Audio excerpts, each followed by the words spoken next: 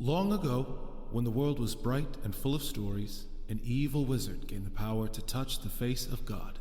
Narrativa, goddess of stories and weaver of our world, banished him to the void, but not before he stole a piece of her divine essence. With this newfound power, the wizard lay a dread curse upon all the world, the Glyph Purge, which struck from the minds of all mortals the knowledge of how to read and write. Now, all that stand between the Isle of Meotia and an age of endless ignorance are the bards, who tell stories of distant lands, exotic creatures, and brave heroes. This is one such tale. Hey there, hello and welcome to another episode of the latest and greatest Dungeons & Dragons podcast to hit the internet airwaves challenge rating 0. I am Sam, the Dungeon Master, and I am joined, as always, by my longtime friends and adventuring companions. Hi, I'm Brian. I play Hektor the Gatekeeper. Hey, I'm Beth. I play Rilla, the elf sorcerer. Whose last name is Long Shadow, if anyone's forgotten. Yes. And lastly, but not leastly, we have the man who calls himself Michael, but who we call Parker. Michael Parker, playing the druid Zurabak. Say hi, Parker. Hi, Parker. Fantastic. When last we left our heroes, Rilla, Zurabak, Hektor, and the Bard Sebastian, joined as always by their menagerie of pets, the familiar Rutherford, the dog Book, and the animal companion Snake, known as Snake. You all had accompanied Gator to her lair in the hopes of obtaining an ancient grimoire that she had been holding on to and protecting. As soon as you got there, you were assailed by a powerful, ancient, green dragon. As you all plumbed the depths of Gator's lair and made your way past the various defenses put in place, Gator tried as best they could to hold the dragon at bay. You heard colossal sounds of combat behind you, the floor of the cavern rumbling as Gator and this dragon went toe-to-toe. You eventually found your way into Gator's inner sanctum, and so we find our heroes now in a large circular room. It is about 60 feet wide, with a very high ceiling, 80 feet tall. You are in a small stone circle in the middle of this room that is surrounded by a ring of water. This water is fed by a waterfall high up on the back wall of this chamber, and standing in front of the only path out of this chamber is the large green dragon Kesk. He towers over the lot of you as you stand there amongst Gator's few worldly possessions. Around you is a table with a few chairs, a wardrobe with some old outfits. There is a old iron stove and a small bed, as well as the podium from which you have removed the grimoire of the stricken. And staring down at all of you imperiously, drunk on his own victory, is the great dragon Kesk, with Gator lying limp and unresponsive at his feet. From how high up is the waterfall coming? The waterfall is about 60 feet up the wall behind you. Would be, wouldn't it?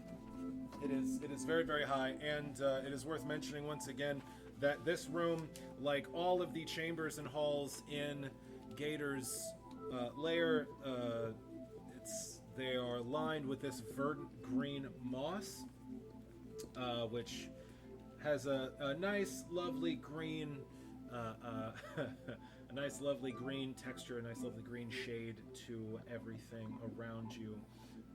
So, Kesk, the great green dragon, looks down at you with his bright yellow eyes gleaming in the faint light in this room, provided by some luminescent fungus in the corners, and says, "Well, it's been quite a while since I've tasted the flesh of lesser mortals. You morsels will do fine to tide over my hunger. Human, half-orc, an elf, and a gnome. Quite a sampler platter.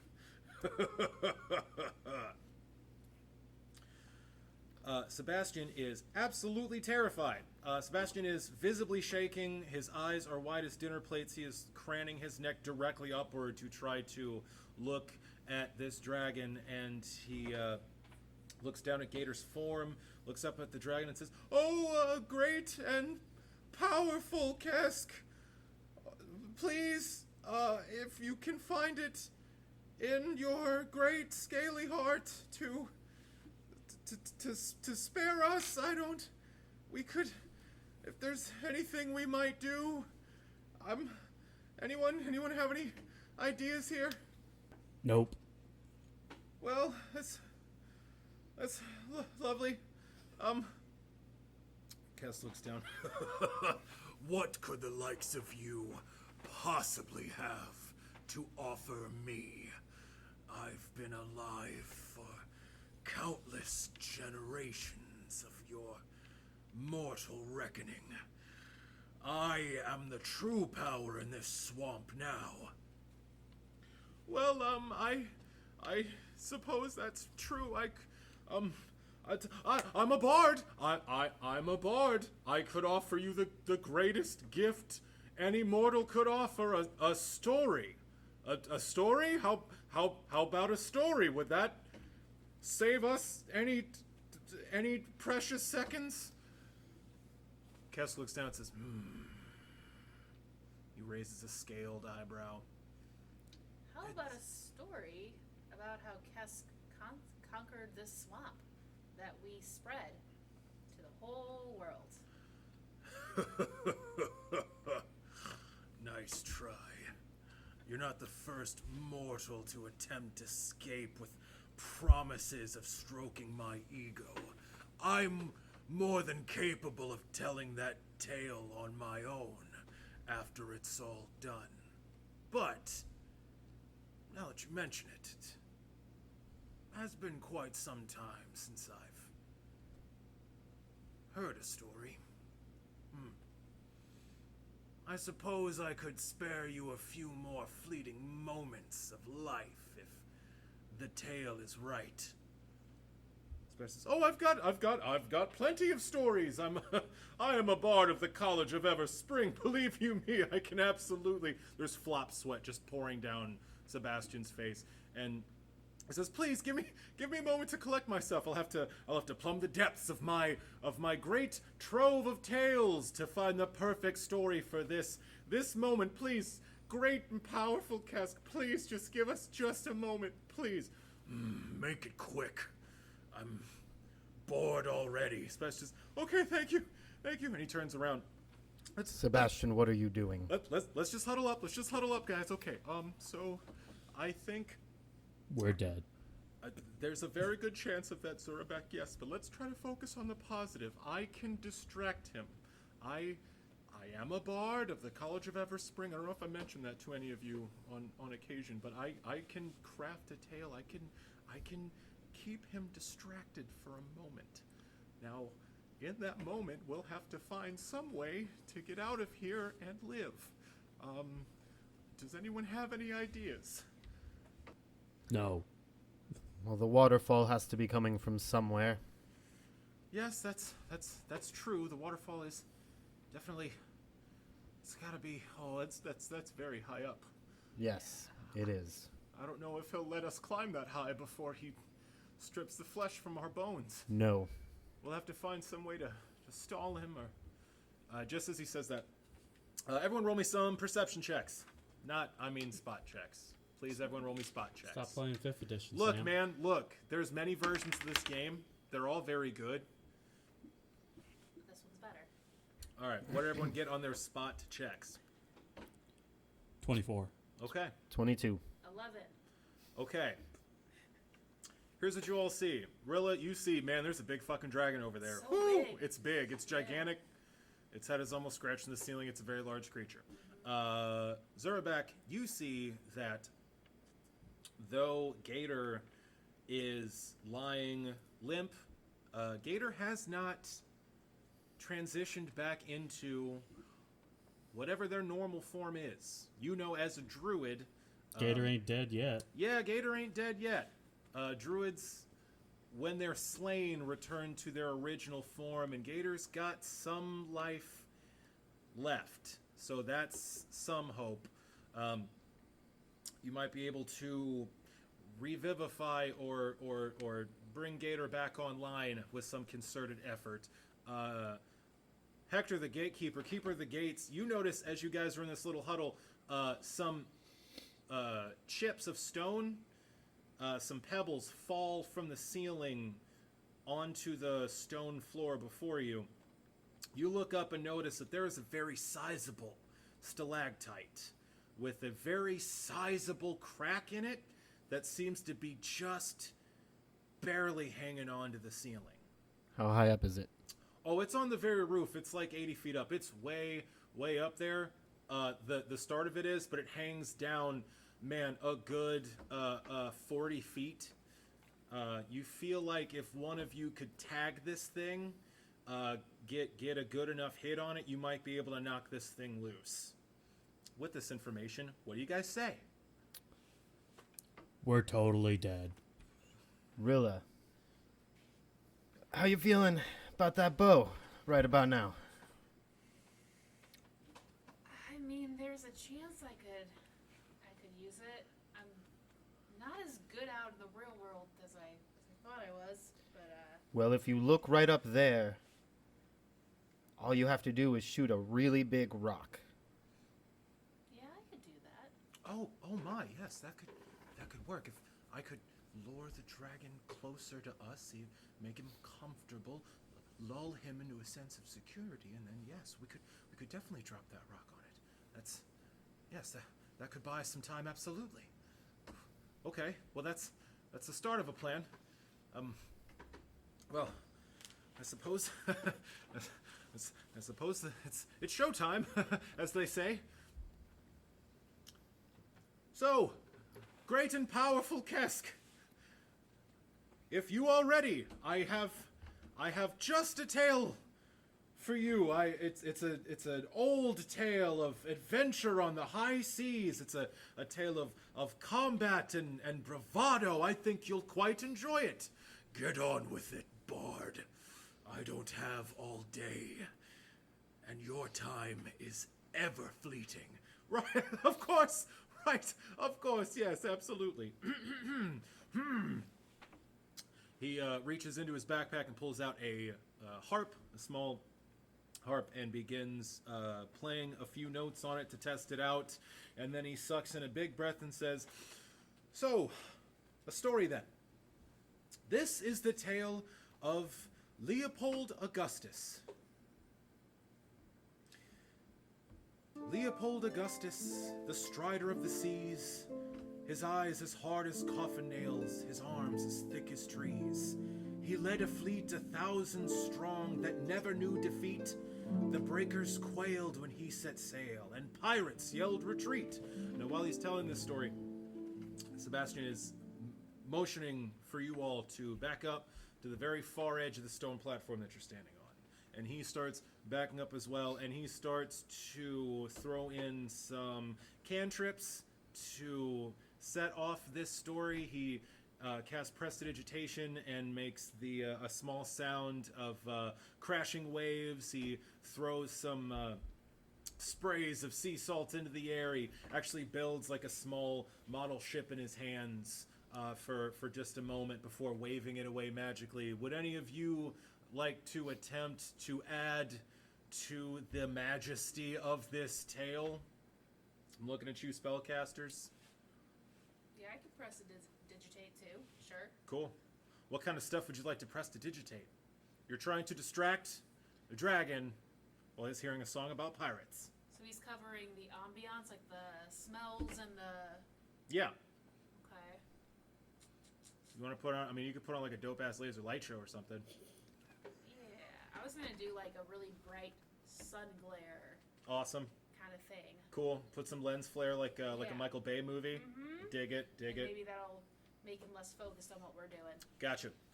Cool. So you all, so Rilla assists with the pageantry, the arcane pageantry of this tale, and you all start slowly. Do you guys start backing up to the far edge of the stone platform? Yeah. Yeah. Okay. More than likely. Gotcha. But are you gonna try and heal or do anything with Gator? That would imply I had some sort of healing. I just assumed you were the one with some medicinal abilities. Then you could. While druids can heal, not a guarantee. Okay. Not a guarantee. So, you all back up a little bit as Leo as as the tale of Leopold unfolds a bit more. His crew was ruthless, if quite toothless, but Leo never judged.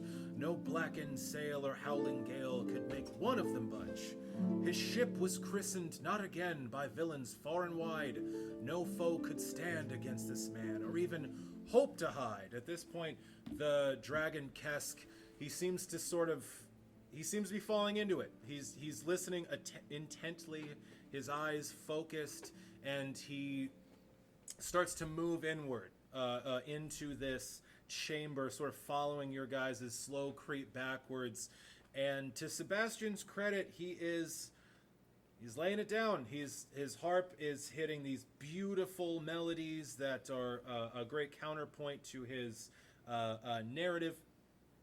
And he's throwing out these magical effects, helped out by Rilla, this great light show to add ambiance and texture to the tale. And yeah, Kesk starts moving in. He steps over Gator's body, which actually sort of falls into this circular pool of water around the stone platform, where it just kind of slides in there with a splash. And the dragon actually comes in and makes himself more comfortable. He lays down in a ring, his from tail to head, just sort of surrounding you all, and staring at you intently as he Wait, does. he's surrounding us? He's sort of laying in a large ring around you all. He's sort of resting his head on his tail. His body is big enough to sort of encompass the outer edge of this stone platform you guys are on. Why do you ask? I thought we backed to the edge of the stone platform. To the far edge to give him space to come in. Yes, he's a very big dragon. So is he under the? He's almost there. Okay. He's inching. He's very, very close. And Sebastian continues. I put my hand on Sebastian's shoulder.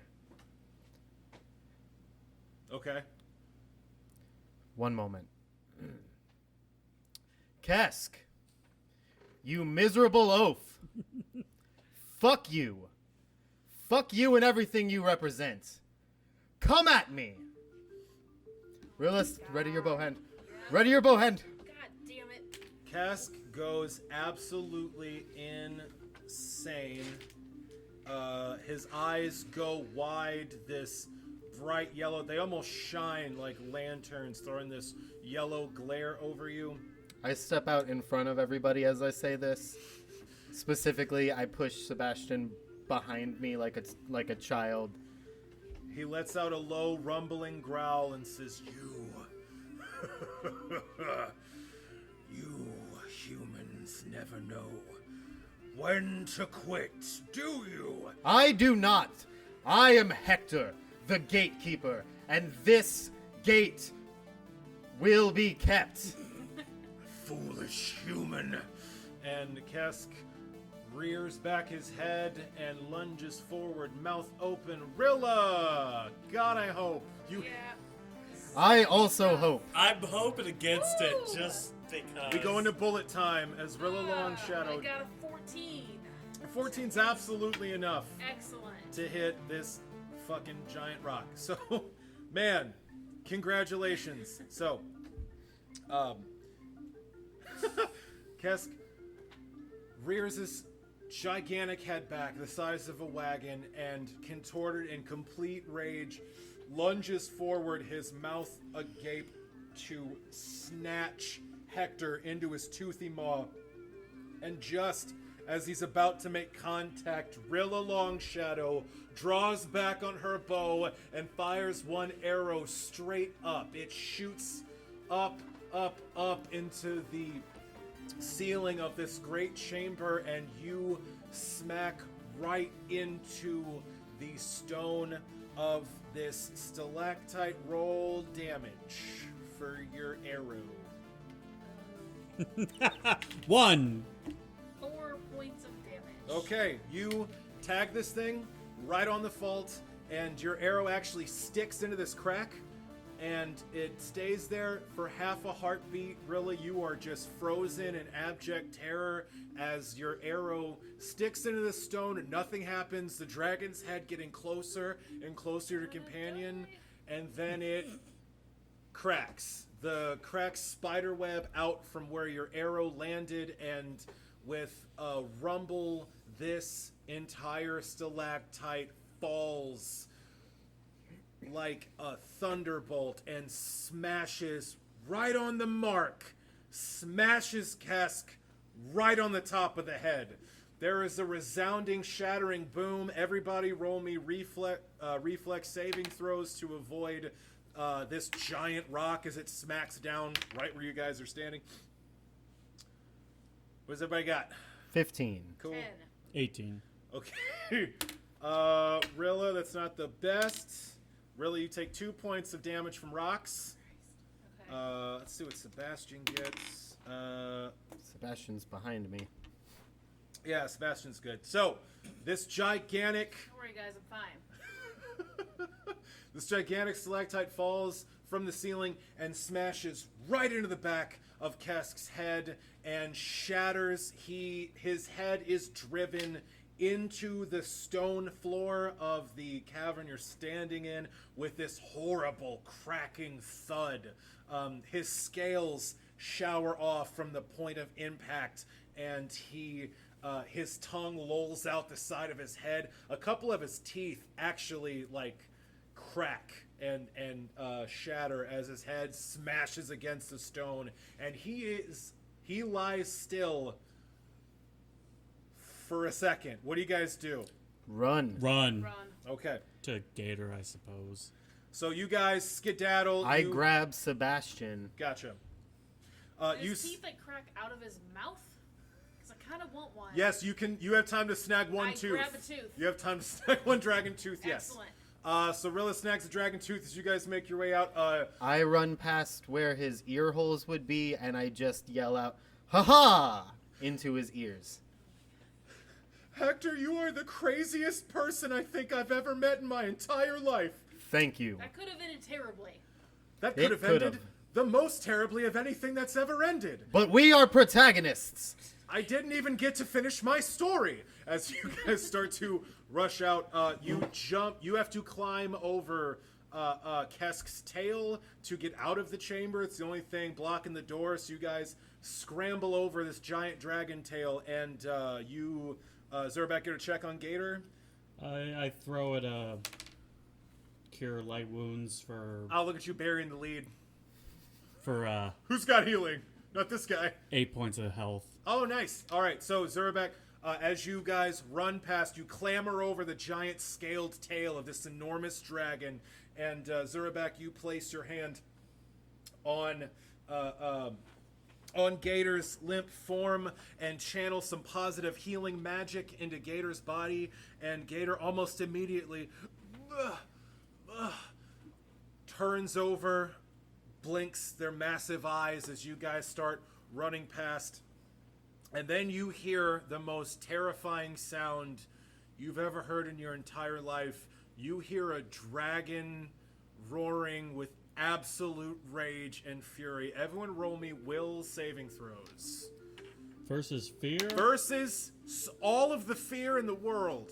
Not poison? Is that a spell or a spell-like effect? It is not. It's a supernatural ability, but it's not. He's not casting a spell. It's frightful presence. What's up? Got a 6. Okay. I rolled a 20, which I Gee. shouldn't be able to do, but I did. Hector, the gatekeeper, keeper of the gates. Zerback, what'd you get? 23.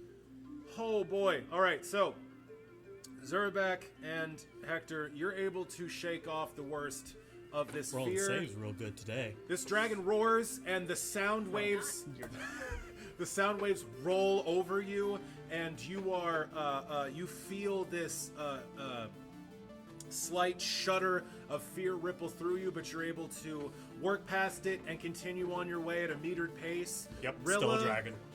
Rilla, you are absolutely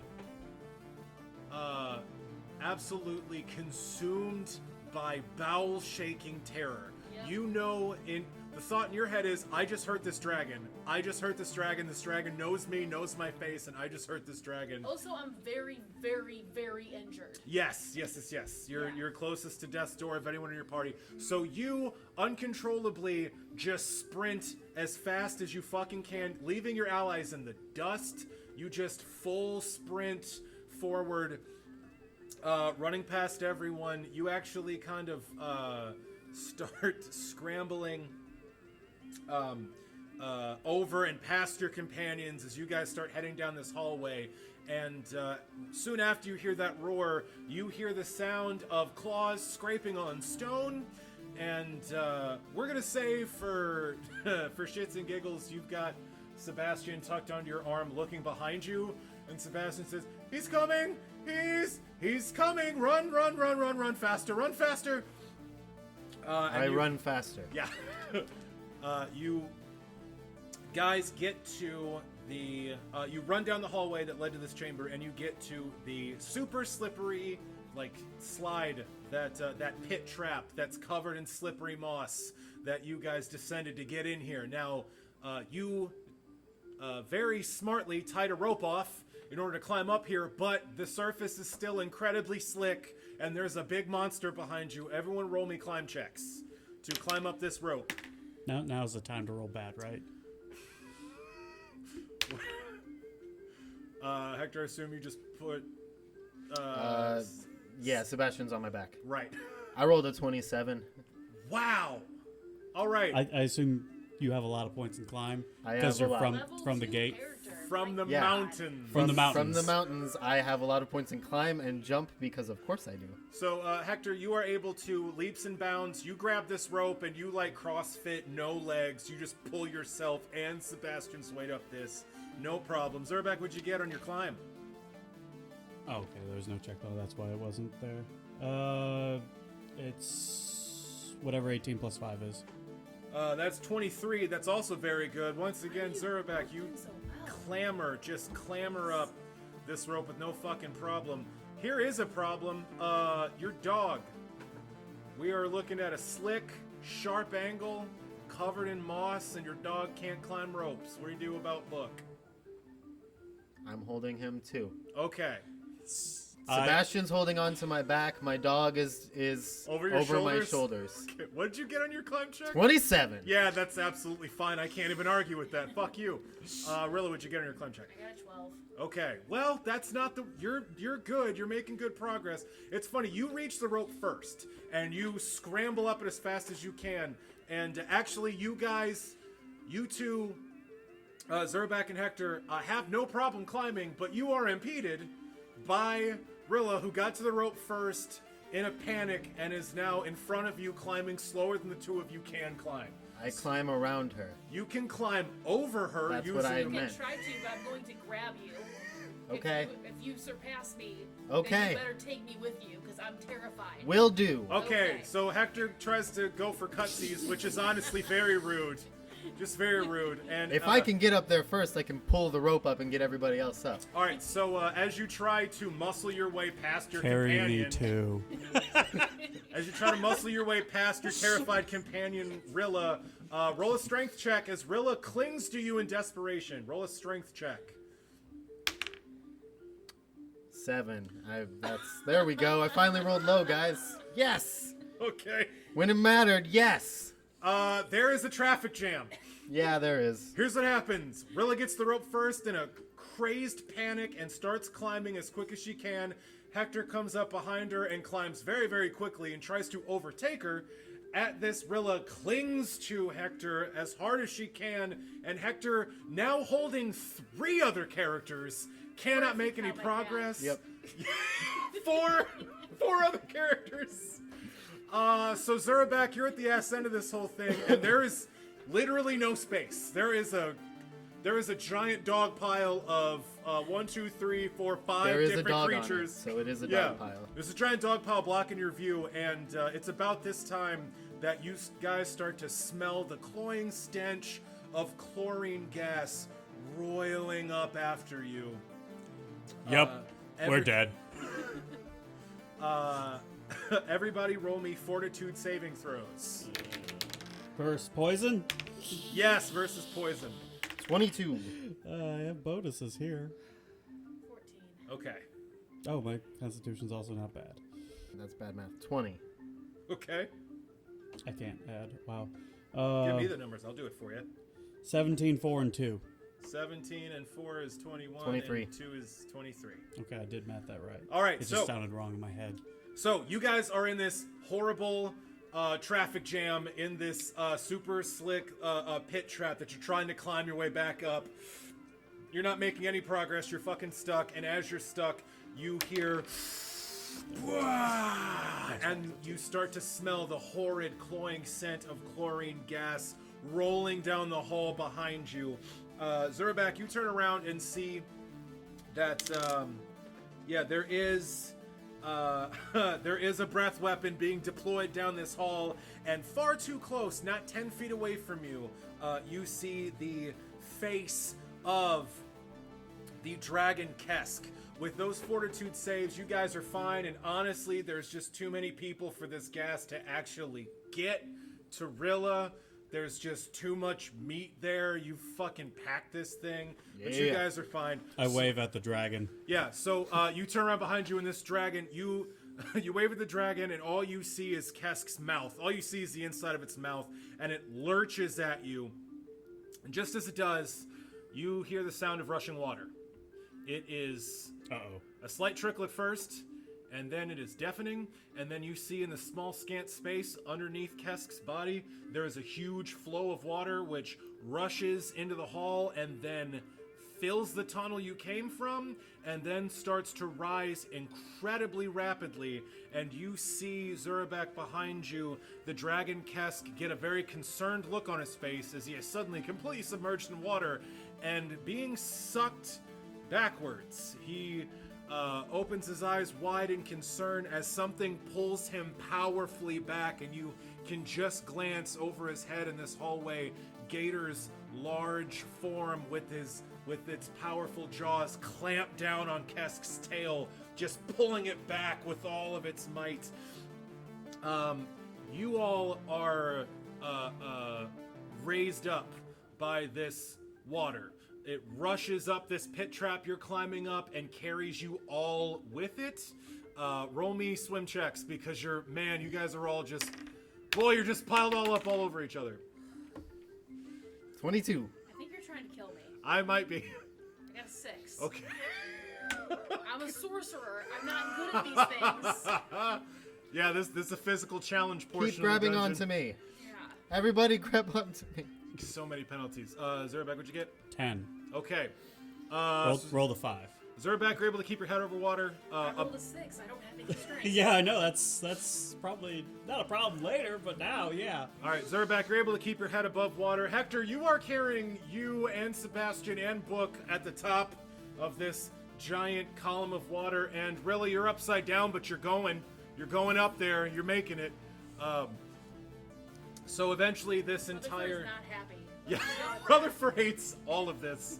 Rutherford is just trying as hard as it can to not drown, as you guys are kind of like shot up this pit trap and sort of sprayed against the hall that you initially came into. Which is again just rapidly filling with water, and you guys, I assume, just fucking book it the way you came, right? Heading to the entrance. You guys haul ass down this hallway, and again you hear the sounds of battle behind you. Pausing where my shocker lizard tribe lives and checking to see if any of them That still was down live. another tunnel. I go down that tunnel. Well, you guys, by the time you guys get to that intersection, that fork in the path, you hear another horrible rumbling, and another enormous, now a wall of water, rushes at you guys from down the hall. You are running down and smashes into you, folks.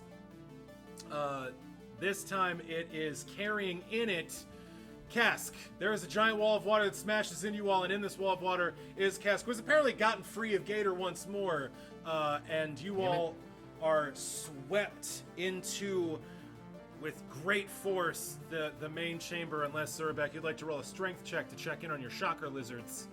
Yes. Okay. Oh, not very good. Still 13. Unfortunately, it's not enough to hold your ground against this wall of water. So like a pressurized wall of water smashes into you all, tumbling you end over end, and you are all swept down this hall like the worst fucking water slide you've ever been on. And eventually you are dumped out into the main chamber, the entrance hall of Gator's cave. This is the enormous room covered with verdant green moss, ceiling so tall it's out of sight, with these giant pillars of stone, stalactites and stalagmites just rearing up everywhere. The water spills out into this room, and as you get in here, the water, even in this large chamber, is up to your knees. It is a lot. The water level is high, and it's only getting higher as you guys make your way through. You slosh as hard as you can to get to the entrance, but the water is just getting higher and higher. And only moments after you clear the tunnel behind you, Kesk once again shows his form, prying himself out of the tunnel. He pulls his head above the water and says, "Bah! I am tired of these games. I will have my meal." And he makes his way over towards you. And as he does, a fist, seemingly made of water, lurches out of the lake that you are now traveling through and just uppercuts this dude right in the face. It melts and sort of resolves itself in this vaguely humanoid form that's just water. Just this giant mass of water with arms and legs that's pulling itself out of the rising water levels all around you. Just punched Kesk right in the face. And this figure turns towards you and sort of nods to you all and then waves its hand, and you all feel magic coursing through your bodies, and everything kind of goes dark for a second. And then when you are able to blink and figure out what's going on, you see that this entire chamber is completely full of water. This entire massive chamber with all the stalactites and stalagmites and ceiling out of view, this whole entrance hall is completely full of water, absolutely submerged. You see Kesk is grappling with these swirling forms of water, this whirlpool that's formed around him, and you all are surrounded by fish. The weird thing is, all of you seem to be surrounded by fish and have no sight of your companions. All of you are surrounded by fish. One of them has weird white markings on its face. We're One fish. of them has, Yeah, we're fish. strangely point. Yeah, you've all been turned into fish. I take a bite. Of what? Yeah, The what? fish. You, A damn bite of one of us?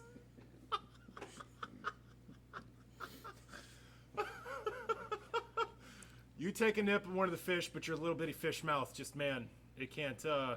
You're not a piranha. You guys are all like, I don't know. Boca fish? What? Are all of as everything fish? Is You- boca fish? Is Yes. snake a fish? The three of you and all of your animal companions have all been transformed Is into Rutherford fish. a catfish? Yes, yes. Rutherford's a Adorable. catfish. Book is a dogfish. Horrifying.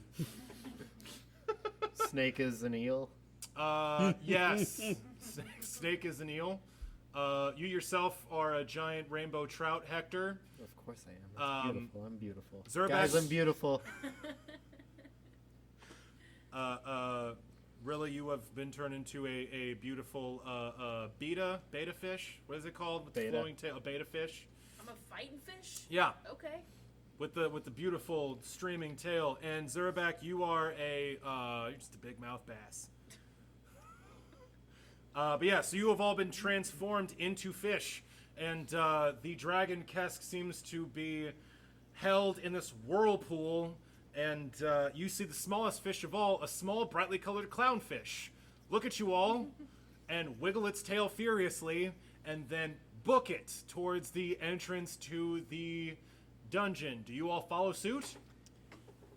I do, but I also I'm not going to go out of the entrance until I'm sure that all of my companions have made it out. Am I Fantastic. still terrified of the dragon? You are absolutely fucking I'm terrified of this gone dragon. before the clownfish. Right. You don't even know that your friends are fish or that you're one. You don't look down or in a mirror. You're just like, no, keep going.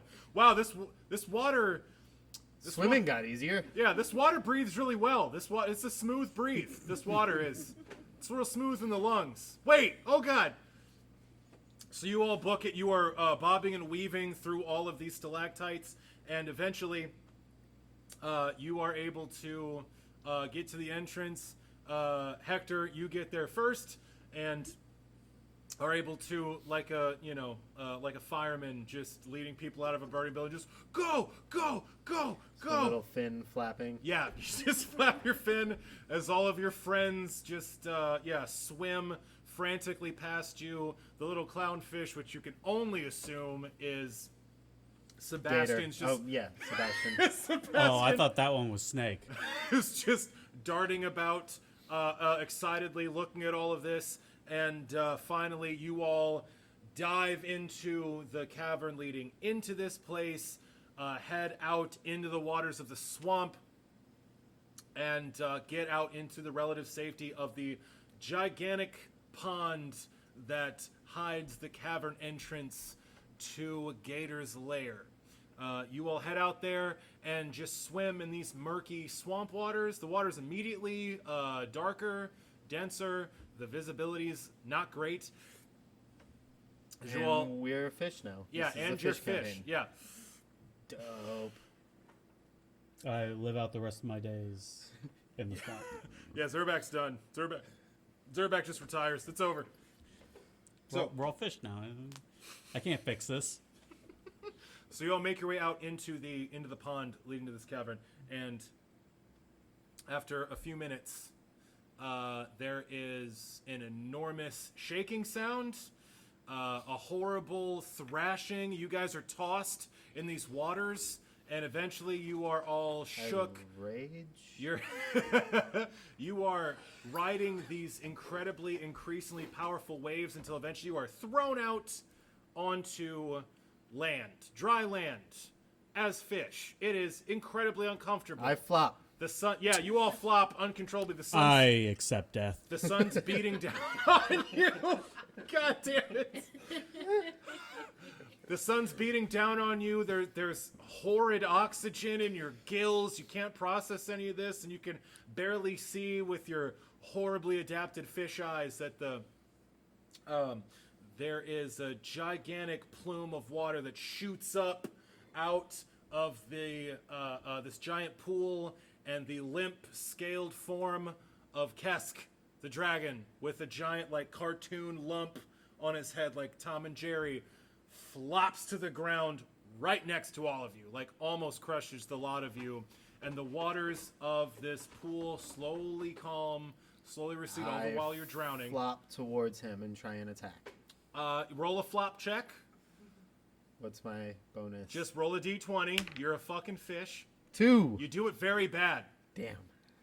Hektor uses splash. Nothing happens.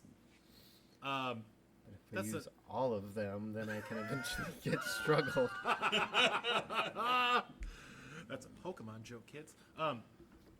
So the body of this dragon slams to the ground next to you all, and the water slowly calms and resolves itself into this humanoid form, which waves its hand again, and your vision goes black for a moment, and suddenly you're all soaking wet, and in your normal bodies, hanging out on the side of this lake, next to an unconscious dragon. And, Rutherford is the most pissed you've ever seen him. Rutherford is a mad cat meme right now. Rutherford is soaking wet, dripping, absolutely pissed, and Special says, okay. All right. Okay, well, that was okay. Well, I grab Sebastian, and then I grab Rilla, and I pull them all in towards Zurabak, and I pick everybody up in a group hug. Yes, that was. I'm still pretending I to be start dead. kicking and flailing because I still want to run away. Yes, So you I do. am resisting very hard. And I don't care if Zerback's pretending to be dead. I take them down to his body on the ground. So Hector gives everyone a big group hug because of the horrible thing you've just all experienced. We did it! Yes, I suppose we did, and I guess we have this strange watery form to thank you, watery form. The water slowly resolves itself into a scaly, enormous alligator, which pulls itself out of the swamp. And Gator stands before you. Oh, you're very welcome, Sebastian. It was my pleasure. I'm just glad we were able to get that grimoire out of here before I had to resort to such, well, drastic measures. I do apologize for the polymorphing. It's sort of a last resort. What did you think? How did you enjoy being part of the ecosystem? Death isn't as quiet as I'd hoped. Yes? Well, I lived a second life, and I will never forget it. Dragon, right there, let go of me. I need to run. oh yes, well, fear not. Fear not. It's, this old one is tuckered out. It's no longer a threat. It was gave me quite the thrashing, I'll have to admit. I'm not as spry as I was in my youth, but there's nothing to fear. And, Gator, touches the tip of its scaly snout to you and, casts a spell, and, calm emotions rushes through you, and you are now chilled. You've been sedated. Yeah, good. Rilla, you saved us all back there. Cool. I'm very injured. And super chill about it. I like that you're playing up the chill. Yes. There's a lot of blood that got washed off just now. Yeah, your wound reopens the second you stand up. There's blood coursing down the side of your head. Well, Gator, that was quite the experience. I feel like I've been manhandled. I feel like I've been put through a traumatic experience. At least my friends were with me, and we've got the grimoire. So I pull out my maul, and I go over to the unconscious dragon, and I coup de grace the dragon. you walk over to this dragon and lift your maul above your head, and as you do, Sebastian says, "Wait, please, Hector, please wait. Think about it. Just think. This dragon is an evil beast. It is bloodthirsty. Yup. It tried to kill and eat all of us. Yup. It would have delighted in our death. Yes. However, And it knows our faces. And it hates us. however, It wants me dead specifically. will you let me, however? Probably No. tastes delicious. What's the however? I do not understand what could possibly stop me right now from making sure this dragon does not come back to bite us literally later. I am personally willing to take that risk, and I implore you, let me tell you why. I implore you, let me tell you why. We live in a world, Hector and Rilla, we live in a world where knowledge is a valuable commodity. With the written word gone, the only knowledge that exists in the world is trapped within the minds of those that live in the world. The older you are, the more you've experienced, the more knowledge you've accrued in your head. This creature, vicious and bloodthirsty and evil though it is, this dragon, all dragons, have been alive for centuries. Some of the few creatures have been alive since before the Glyph Purge.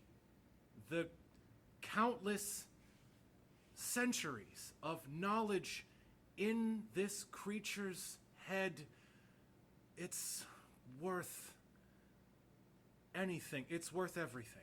I mean, I've been alive for over a century. I don't know that I've really acquired that much knowledge. And what are we to do with this knowledge if this dragon lives? How are we to take the knowledge that this dragon possesses and apply it? If we are able to someday in the future make peace, if we're able to someday in the future find a way to control or counteract it. If I have my way, by the time that we stand on the precipice of ending the glyph purge, the three of you, my fated protagonists, will be so powerful that this dragon will seem like nothing. He's right. Kill it now. I implore you, please, spare this creature. Gator can take it far away from here, and I'm sure reinforce the lesson that it has surely learned today. Yes, I think that after Kesk wakes up, we'll have a nice, long talk about manners. I cannot stop you, Hektor, absolutely.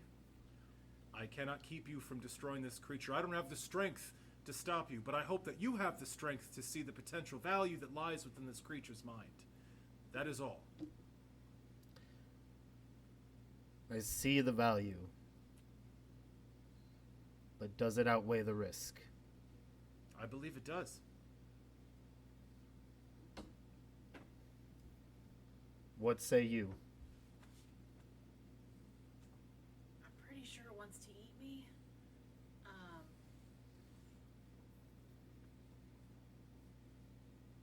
I can see both sides, but if this thing doesn't learn and comes after us before we're ready for it again, it will murder all of us and eat all of us, and then we'll never have a chance to end the glyph purge. The bards at Everspring and the lore masters there have ways of masking our movements, masking our presence from scrying magics. There are ways around it. We don't have to live in fear of this creature. I simply, well, my argument's been made. I vote we take its leg and then eat it. Show it who's boss. I actually have a similar idea. Great minds, Zurabak. Great minds. That's just gonna piss it off more. You're giving it a reason to hunt us down. Yeah, but he ain't gonna have a leg. I can do you one better. What if we take its wings? I'm also okay with this. Then it can't get to us. Gator looks at you all and says, I've never thought of that. Interesting. Well, I suppose as long as we don't destroy the knowledge in its mind, we could limit its movements slightly. I'll tell you what, dearie, though I don't want to rob you of the satisfaction of doing it yourself with those small arms, it'll take you ages. Would you like me to remove its wings? Yes, please. Hunk! Rip! Gator slams its powerful jaws down on this dragon's wings, right at the base, right at the fucking joint, and with a horrible snapping, like, with the snapping of cartilage and breaking of bones, violently rips these things in a death roll off of the dragon's body. The dragon goes, "Whoa!" and then passes back out. Cool. Sebastian goes pale. Yeah. Well, that's... I suppose we all got what we wanted. And then he turns around and violently throws up. Blah! I still want to eat his leg. Oh, sweetheart, don't you know the wings are the best part? Let's get him somewhere safe and we'll have ourselves quite the little barbecue. Okay. There we go. I'll be right back. I'm still bleeding a lot, you guys. I can't do anything about that. Gator? Great. Oh, I'm afraid that after that little encounter, my magic's tapped. Oh, forgive Sebastian? me. Forgive me, of course. Well, I do have some... we bards know a thing or two about patching wounds, don't you worry. And Sebastian casts Cure Light Wounds. You get 7 health points back. Excellent. I was at 3 health. Yep. Thank you. It's my pleasure. Hektor, I'd like to thank you for showing restraint and mercy to this creature that is the noblest of attributes, especially in a protagonist. And Zurabak, I'd like to thank you for not, He's gonna taste delicious. Yes, I can't wait. I mean, the process of removing it was rather troubling, but I should be delicious eating. So Gator grabs Kesk by the scruff of its neck in its powerful jaws and runs over to a large tree and casts Tree Stride. Gone for 5 minutes. Comes back. Well, I deposited our friend Kesk in a rather exotic locale. I don't think he'll be bothering anyone anytime soon. I just see it cut to like middle of winter, the one tree next to him. He's just screaming no into the sky as a blizzard all around him. No! I'll get you, protagonists! I don't know. Really good group name. Yeah, that would be about the time for people to, something for your enemies to scream into the howling winds. You, congratulations. You have survived the attack from the Dragon Kesk, secured the Stricken's Grimoire, and befriended the large, powerful Archdruid Gator. You all sit down to a lovely meal of roasted dragon's wing. It is delicious. It's got a slight bitter flavor, but Gator really knows their spices, and man, they really hook that up. And this is all I ever wanted. There's a good dragon wing. yes, Zurabak, it's quite nice to share a lovely meal with friends. Sebastian goes like agog at the fact that was not completely slapped down immediately.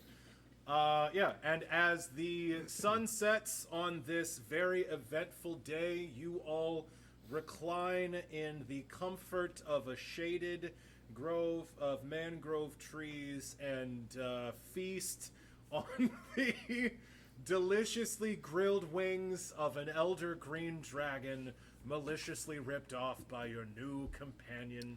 You can really Gator. taste the maliciousness. It's dripping right off the bone. Slight bitter taste. It's all that hatred. Yes. Well, all that's left is to take this book to the College of Everspring, far to the north. The lore masters there will be able to glean some hidden secrets about it, and then we can truly start the first step on our epic adventure. This isn't... We just fought a dragon. That's not the first step? That's only the beginning. Isn't the beginning the first? I understand words. I swear I understand words. Beginning and first are like similar words, right? To adventure.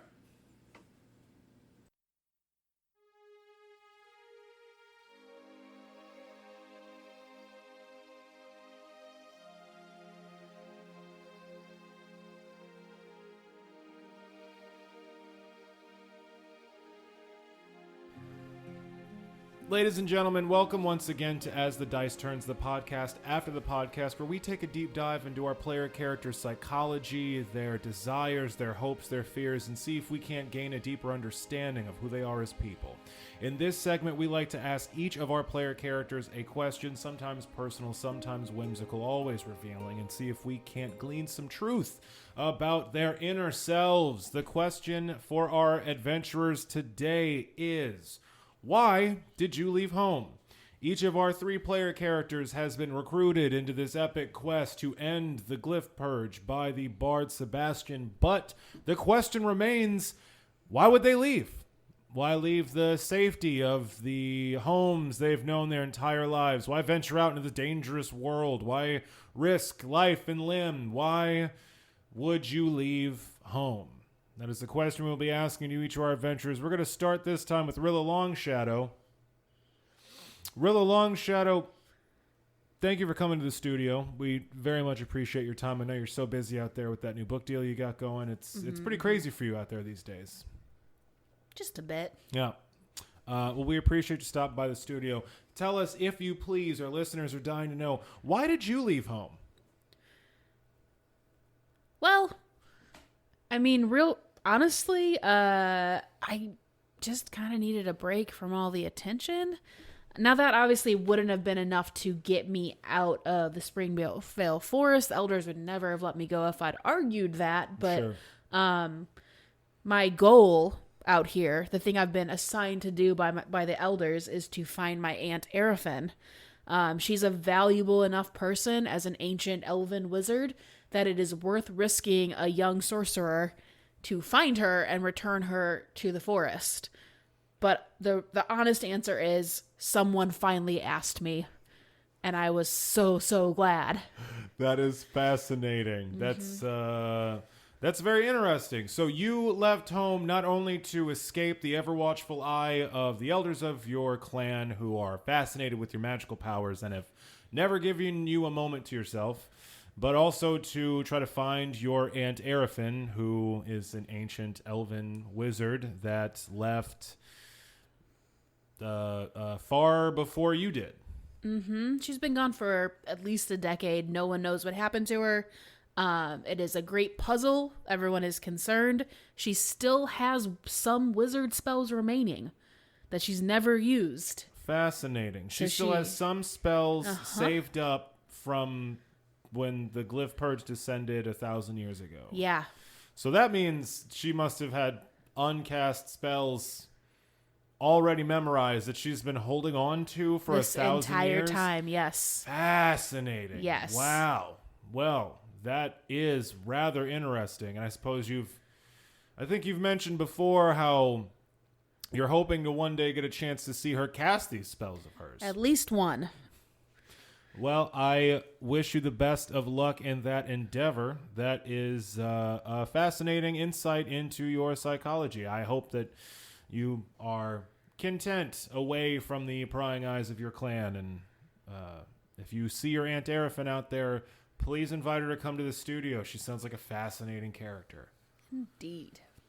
All right, well, that's real long, Shadow. Hektor, the gatekeeper, keeper of the gates, thank you so much for stopping by. Thank you for having me. It's our pleasure. It's our pleasure as always, Hektor. So the question stands, Hektor, the gatekeeper, why did you leave your homeland? Well, first of all, can I just say that kilt you are wearing is dashing. I am so glad you brought that up. This was sort of a bold move for me. I'm sort of stepping outside my comfort zone, and it's coming off quite nicely. Thank you very much for noticing. Anyway, back to me. Yes, indeed. The reason we're all here. My reasoning is fairly simple. I'm a simple man. I love a good story. My whole life, bards came through the gates. We escorted them. They told stories, and I always enjoyed hearing them.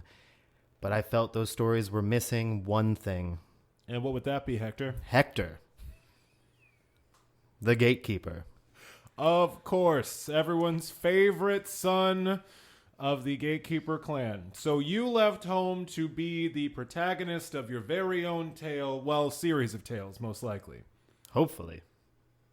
Well, that is quite a lofty aspiration. I am sure that you'll have ample opportunity in trying to end the greatest curse that the land of Miosha has ever faced to inspire some tales. I'm sure a few people might want to tell that tale. Well, if I were you, I would take advantage of the barge you're traveling with and make sure that they're getting your good side. Oh, he will. Hektor, it's a pleasure as always to talk to you and your ego, which I see you've put in its own chair, which is a fun thing. So Zurabak the druid, thank you for dragging yourselves out of the just fetid bogs that you normally reside in to stop by the studio. Again, we appreciate you subjecting yourself to all of these lights and furniture and people and recording equipment. How are you today? I brought my own chair. I see that. It's a rotting log. And there's some worms still eating it. That's great. It's rustic. I love it. Whatever makes you comfortable. Sure, we want you to be at ease here. So Zurabak, the druid, what made you leave your homeland? Well, this little man said he needed me. And I'm like, okay. And then he said, "Oh, I need you to take me there." So I take him to Bramble. Then I took him to the boneyard, and then he bamboozled me. Oh, really? He betrayed you? He got on Trapjaw's side. Ah, of course. He weaseled his way into the good graces of the leader of your druid circle. So you're saying that you left home because basically the leader of your druid circle, Trapjaw, made you? Am I understanding that correctly? Yes. Right.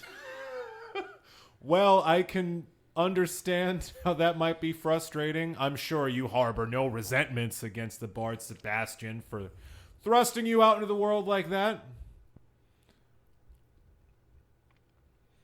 Okay, well, that's going to do it for us on this episode of As the Dice Turns.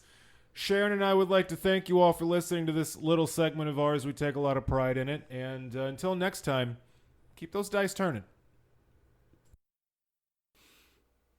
Hey there, adventurers. It's Sam, your Dungeon Master. I just wanted to say thank you all so much for listening to the show. It means the world to us that all of you out there are giving us your ears and your time. And boy, we just really appreciate it. Got a couple things to tell you folks about.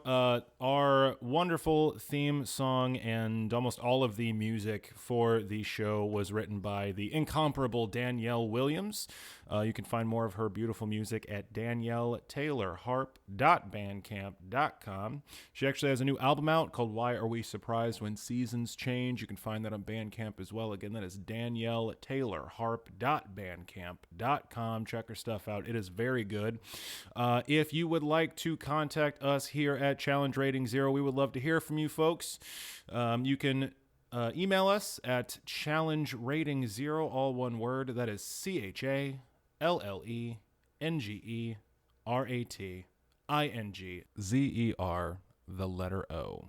ZERO, challengerating0@gmail.com. We are still putting a call out for As the Dice Turns questions. If there's anything that you beloved adventurers would like to know about our player characters, any questions about their personality, their history, anything at all you'd like to know, feel free to email us with the subject As the Dice Turns. And if we like your question, you will be on the show. So, go ahead and hit us up. We're also on Twitter at challenge_ZER, the letter 0. We post pretty often, so you can follow us on there. We've also got some personal Twitter handles here. I myself, your beloved Dungeon Master Sam, you can find me at HorusKemp3, that's HORUSKEMP, the number 3. You can find Brian, our beloved Hektor the Gatekeeper, at Dalabrack, that's DALABRACK. If you would like to find Beth on Twitter, Rilla Longshadow, she is at Dragon N Distress, that's DRAGON, the letter N, DISTRESS. Let's see what else. You can find us on Facebook. We've got a Facebook page. You can find us there, like us, and share our stuff. Also, we are working on live events. So Brian and I specifically have been doing these events at Apotheosis Comics here in St. Louis. And we've been doing these events called Drinks and Dragons, where we pair a local beer with a one-shot that Brian and I make ourselves. It's been pretty fun so far. I've had a pretty great turnout. If you are interested, that event is on our Facebook page. The next one is going to be October 25th. That is Friday, October 25th from 8 to 11th. It's called Drinks and Dragons. If you'd like to come out, visit myself and Brian, and come play D&D with a nice, friendly group of fellow nerds, enjoy some quality brews at a very cool venue, please come on out. That is Drinks and Dragons, October 25th, 8 to 11 at Apotheosis Comics in lovely St. Louis, Missouri. Let's see. I think that's about it. If you like the show, we again, really appreciate you guys lending us your ears. We would also really appreciate it if you tell a friend about it. That's the main way that we spread our listenership. So if you've got a buddy, someone in your gaming group, a weird introverted cousin, anyone you think would be into our particular brand, please, go ahead and point them in our direction. We're trying to make the best show we can, and we are getting better as time goes on, and we plan on doing this for the long haul, and we'd love to get as many of you lovely adventurers out there along for the ride as possible. So thanks again for listening, and we'll see you next time.